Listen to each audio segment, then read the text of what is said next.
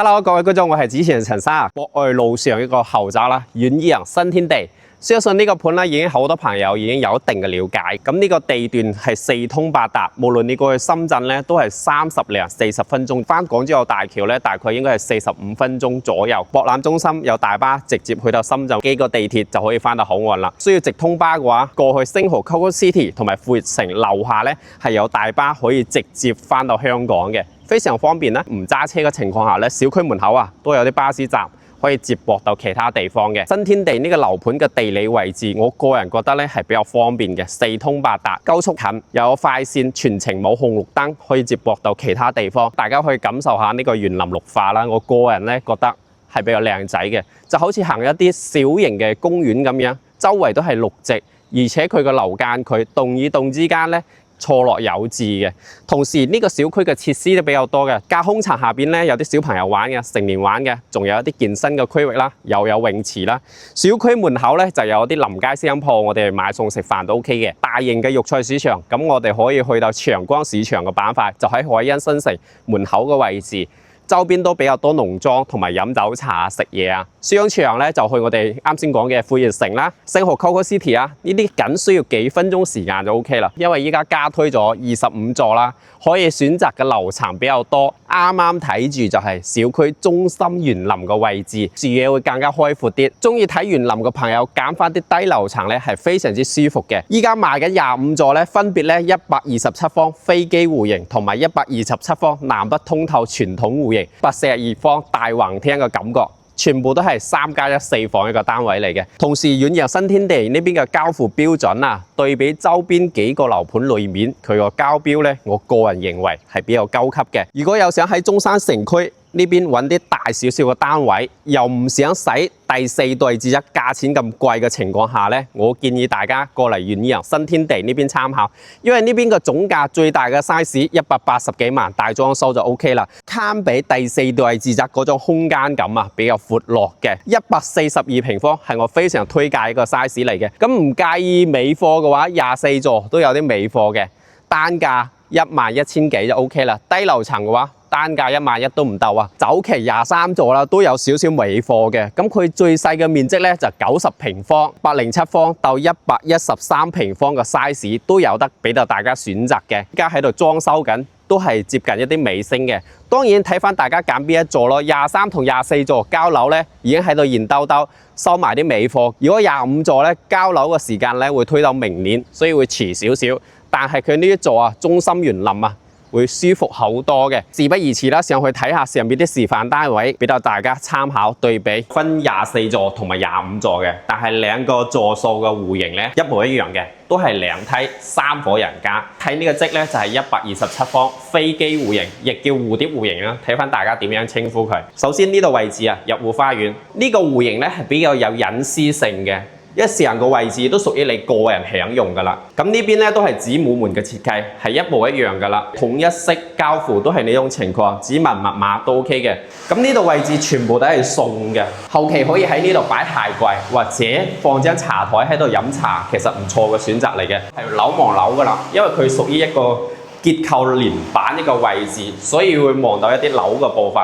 過嚟之後咧，斗頂嘅鞋櫃啦，全部 set 好晒噶啦，交付標準嚟嘅，即係買咗之後咧，發展商就係咁樣交樓俾你噶啦。如果有需要配置家私嘅情況下咧，我哋都可以幫到手嘅。有好多朋友做家私方面，推介啲有責任心嘅、跟嘅又比較足、有質量嘅，俾到大家參考。餐客廳大家可以先望下先，呢邊係餐廳，呢邊客廳，3.9米幾一個闊度。非常之誇張，喺呢度放沙發睇電視咧，都唔會有好逼或者蒙查查個感覺，相對嚟講比較舒服咯。天花吊頂空調有齊晒噶啦，除咗靜動分區有個人嘅隱私之餘咧，呢個露台值得大家望下嘅。所以後期咧，你喺呢度晾衣服又好，或者放個凳仔喺呢度望下自己中心園林，或者望下左手邊啲山景，其實都係唔錯嘅選擇嘅。如果你追求大客廳嘅，你自己就封翻落地玻璃就可以啦，咁樣又唔會飄水入嚟。望過去左手邊咧，就係我哋深中通道，城區第一個出口啦。所以喺呢度咧，僅需要幾分鐘，你就可以揸車直接過到深圳啊，或者去港珠澳大橋啊，係比較便利嘅。你想度假或者去約朋友飲茶嘅話，一腳油門就可以連接到好多地方啦。門口博愛路全程冇紅綠燈嘅，基本上咧，你朋友如果喺中山城區或者其他鎮區，一腳油幾分鐘或者10幾20分鐘，好容易接駁得到嘅。大露台啦，咁如果話追求有隱私嘅，到時喺呢度咧，埲牆隔離呢間房咧就可以獨享一部分露台啦。睇翻大家點設計。餐客廳大家望下啦，比較時尚簡潔嘅類型啦。我哋首先睇下呢個廚房先，有少少細嘅，唔會有好似我哋127或者另外嘅142方嗰種類型咁大嘅。一兩個人煮飯係 OK 嘅。咁交付嘅情況下咧，都係一啲吊櫃啊、樓板嘅電器啊咁樣嘅。呢邊係有採光嘅，所以你唔使擔心唔開燈嘅情況下都完全 OK 嘅。左手邊咧仲有位置可以放得落去一個雙門冰箱嘅，其實好闊綽嘅。我打開俾大家望下，就喺呢個位置啦，所以完全 OK 嘅。大致餐廳、客廳、廚房就咁啦。我哋先睇我哋左手邊呢個位置先。首先呢間房咧係半贈送嘅。呢間房咧我哋可以作為兒童房啦，或者打通佢做一個衣帽間啦都可以嘅，即係睇翻人口多定少咯。有需要嘅話做客房都 OK， 大概嘅情況係咁啦。買啲家私各方面 OK 啦。過嚟之後呢間屬於主人房嚟嘅，所以後期咧有需要嘅隔離間房打通佢。主人房咧放個1.5米8床隨大家啦。最重點就係呢度位置啊，飄台已經全部拆晒㗎啦，所以呢度會闊落好多。到時通鋪翻啲地櫃啊，或者擺個梳妝台放本書咁樣，睇下園林。溫下書咁樣其實 OK 嘅，望過去咧都係以樓望樓為主噶啦。呢個 size 咧重點係露台個景會厚少少，主人房嘅景咧就一般般。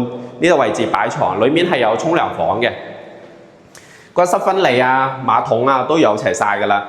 呢個戶型嘅沖涼房會比其他 size 咧細少少啊，因為佢空間已經局限咗喺度啦，所以唔會有好大嘅空間。咁另外兩間房我哋喺對面嘅，左右兩邊都係房。首先望到咧係一個公區嘅洗手間嚟嘅，過嚟之後咧就係一個細房仔，做兒童房各方面會好少少啦。望過去咧係自己園林同埋一個山景嘅方位。最後過嚟睇下呢個就係長者房啦，放個1.5米床 OK 嘅。咁啊，裡面牆咧打到頂嘅衣櫃就 OK 啦。呢個 size 大概嘅情況就係咁啦，做到3+1 4房個戶型，總價嘅話140幾萬到150幾萬，即係睇翻大家揀咩樓層啦。低樓層嘅140幾，如果高樓層嘅話就150幾，做咗3+1 4房嘅。大致上呢個戶型就係咁啦。如果有邊啲位置大家有需要了解，我有冇講到嘅情況下咧，可以留言。咁我哋依家過去睇下。另外兩個 size 佢係單邊，呢度位置全部係屬於你嘅，放下嘢或者種下啲綠植咧係唔錯嘅。我哋入嚟睇下呢個單位裡面嘅格局啦，我個人覺得好合理，非常之好用嘅一個 size 嚟嘅。127方呢個 size 係24、25座裡面比較好用嘅戶型嚟嘅，做咗個子母門嘅設計，佢係有指紋密碼鎖嘅，見到嘅全部係即見即鎖得交付標準嚟嘅，鞋櫃全部做好晒㗎啦。我哋只要睇下呢個間隔適唔適合大家。餐廳呢個位置放個圓台、長台都 OK， 出邊係有個露台嘅。呢套單位雙露台、南北通嘅感覺。呢個 size 嘅缺點咧，我個人認為咧就係佢嘅南北通之餘咧，會比前面呢個飛機戶型擋咗一部分嘅。如果可以達到無遮擋咧，會更加舒服啲。但係所有嘢咧，佢都有美中不足嘅地方。但係內籠嘅結構咧係呢隻嘅，上面天花吊頂、空調有齊晒㗎啦，雙層隔音玻璃。有需要闊啲嘅餐廳嘅話，可以將呢個門推咗出去。我哋過嚟睇下呢個廚房啦。首先我哋入嚟呢個趟門金色嘅加玻璃係比較時尚大氣啦，因為好多發展商咧都係一啲木門之類啦。即係遠洋新天地呢邊嘅交杯個級數咧，會比好多發展商裏面高咗唔少嘅，仲係攞雙金獎嘅一個小區。裏面嘅廚房大家都可以望下，上邊啲櫥櫃啊，大家可以望下啲用材用料，其實對比其他細型嘅發展商，佢用嘅真係比較 OK 嘅。樓板嘅家電下邊咧仲有啲收納櫃嘅，好闊落嘅。即係後期咧睇翻自己點用啦。有消毒碗櫃，咁呢度位置咧就洗手盤、採光，到時有需要嘅話自己裝翻防蚊網 OK 啦。咁右手邊呢個位置係可以放得落去一個雙門大冰箱嘅，即係後期咧睇翻自己點安排啦。咁呢邊就係咁嘅情況。其實呢套單位最大嘅亮點咧係客廳呢個方位啊。第一，佢個開關夠闊，到時你喺呢度放個沙發，望過去個寬度啊比較闊落嘅。我計咗下咧，應該係接近4米嘅，3.9米嘅一個寬度。有咁闊客廳嘅情況下，你放一個大電視咧，都唔會有一種好近嘅距離啊，睇起身會舒服啲。天花吊頂空調出嚟咧，都係雙層隔音玻璃嘅。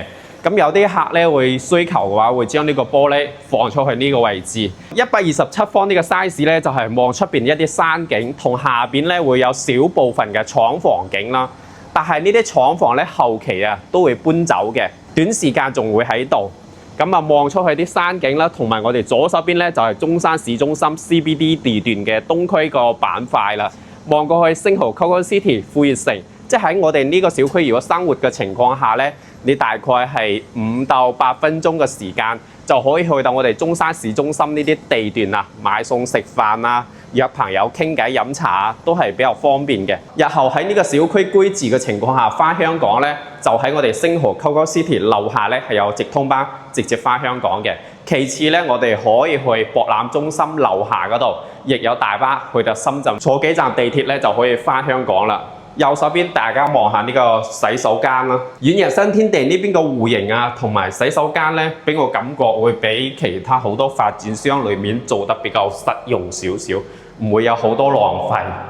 呢度咧就係另外一間細房仔嚟嘅，俾小朋友瞓 OK，榻榻米床會更加好用，因為呢個飄台咧係拆唔到嘅，可以拆嘅發展商已經全部拆好晒俾你嘅。我哋睇埋另外一間房，係半贈送嘅。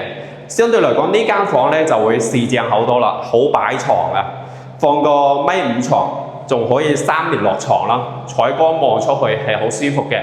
望過去咧就係中山火炬開發區嘅板塊啦。遠洋新天地依家賣緊嘅24座同埋25座咧，已經係接近尾聲㗎啦。仲有一個26座，基本上就收盤啦。如果你想喺中山城區博愛路地段揾一個高品質嘅小區咧，參考個盤嚟嘅。呢個可以睇下，放個1.5米床，仲有位置嘅，好闊咯。即係睇翻大家點用咯。其實鋪一啲榻榻米啊，或者有櫃嘅搭配起身好靚。呢個咧就係主人房啦。闊度咧，我計咗下，從呢個牆到呢埲牆咧，接近5米嘅，4.9米幾。咁寬度啦，有接近4米嘅，3.9米幾。所以放個大床之餘，仲有好多空間俾你放櫃，或者放個大床之餘，仲可以放床頭櫃或者梳妝櫃都 OK 嘅。呢度係透間嘅設計，有乾濕分離嘅。咁127方唯一就係呢個主人房嘅廁所會窄少少呢個位置啊，即係如果話肥少少咧，可能要拆咗呢個趟門會比較適合啲。馬桶、鏡櫃有齊晒嘅。127方個戶型咧就做咗4間房嘅，南北通雙陽台，大裝修交付嘅情況下咧，低樓層140幾萬，單價11000幾就 OK 啦。咁啊，呢個戶型基本到呢度啦。我哋依家過去睇下142平方嘅，俾到大家參考。142方入嚟咧係單邊嚟嘅，咁後期咧至於點樣用咧就睇翻興趣啦。入嚟之後，大家可以望下裡面嘅裝修同埋一個格局，到底適唔適合大家。首先咧，子母門嘅設計啦，同啱先嗰啲交付門一模一樣嘅，指紋密碼都係一個嘅鞋櫃。142方嘅優點就係大橫廳、大露台，可以做到南北通嘅效果。當然，依家發展商呢個示範單位咧，犧牲咗右手邊呢間房嘅位置嘅。實際交付呢度咧就係一間房，依家打通之後咧做咗個飲茶區，將呢套單位做到南北通透，而且係可以望到我哋呢一個北面嘅山景同埋一啲城市景，下邊有啲廠房嘅景啦。咁後期呢啲都會搬走嘅。實際交樓就係有埲牆、有個門嘅。呢度就係我哋啱先講嘅餐客廳啦。其實發展商交付嘅時候，呢啲都係牆嚟嘅，一直連通到呢度咧，就係一個雙層隔音玻璃嘅一個推拉門。打通之後，先可以實現咁大嘅客廳，仲封咗一個落地玻璃嘅。咁有需要嘅朋友咧，可以根據自己興趣咁樣去做咯。實際交付嘅時候，呢度就係一個鐵護欄嚟嘅啫，就係望中心園林嘅位置。因為依家賣緊咧就係24座，係剩低一啲尾貨噶啦。如果需要厚啲嘅樓層咧，就喺隔離25座嘅單位，佢都係望園林同埋左手邊深中通道嘅方向。攝影師可以行過嚟俾大家望下，其實整體個樓間距同埋望落園林嘅感覺咧，即係睇翻大家揀咩樓層咯。高少少嘅望出去就深中通道同埋高速個方向啦，同埋長江水庫五季山景。咁低樓層咧，主要係望園景嘅。如果追求睇綠化多嘅，就揀翻啲低樓層，而且價錢比較平啊。追求大空間嘅，可以了解呢種。過嚟之後就廚房啦，U 型嘅設計，咁入面啲電器啊、櫃啊，全部有齊晒嘅。交付標準大家都望到啦，其實係統一交付嘅，無論邊個 size 佢都係用一樣嘅材質同埋一樣嘅電器，煲卡冷餐係冇嘅，咁其他都有齊晒㗎啦。咁後期需要嘅話，呢啲位置自己裝翻一啲防蚊網就 OK 啦。其實呢個 size 咧都係4房嘅格局嚟嘅，發展商打咗間房啦，咁裡面咧只要係3間房㗎啦。即係我哋會睇翻大家屋企人口多定少咯。如果人口多嘅可以保留呢邊咧，我哋可以作為個長者房，因為佢係透間設計嚟嘅。呢個 size 142方咧係做咗雙透間，呢個係其中一個嚟嘅。唔想咁浪費咧，可以裝翻啲衣櫃 OK 啦。過嚟呢度就係乾濕分離嘅洗手間，同我哋啱先睇嗰啲洗手間相差唔多嘅，都係鏡櫃馬桶嗰啲已經係標配㗎啦。呢個就可以作為個長者房，放個米5床 OK 嘅。如果放米8床咧，會逼少少，嗰邊係可以放得落衣櫃嘅。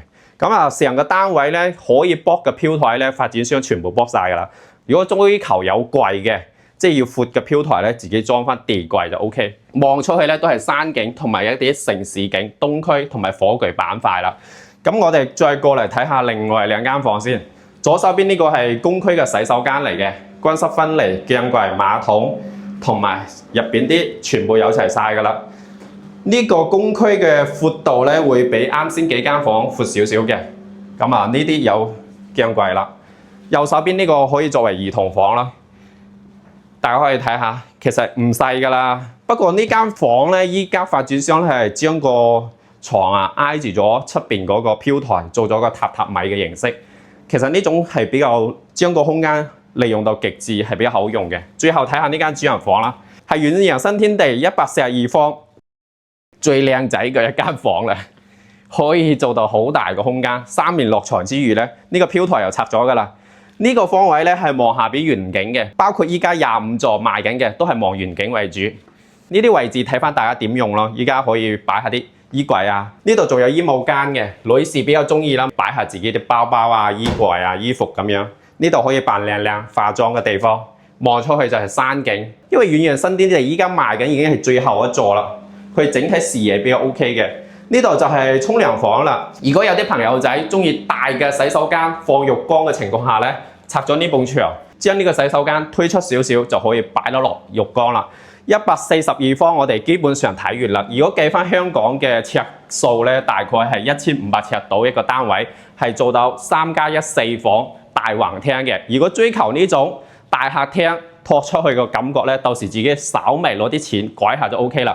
咁呢個單位依家總價咧大概180幾萬啦，睇翻大家揀咩樓層嘅，預算充足嘅，我建議大家選呢種單位，因為呢種單位賣少見少，因為傳統嘅南北通嘅戶型咧，去到邊個盤好多地方都可以揀得到嘅。依家24座同埋25座賣緊個戶型係一模一樣嘅，咁3個 size 咧我哋基本上睇完啦。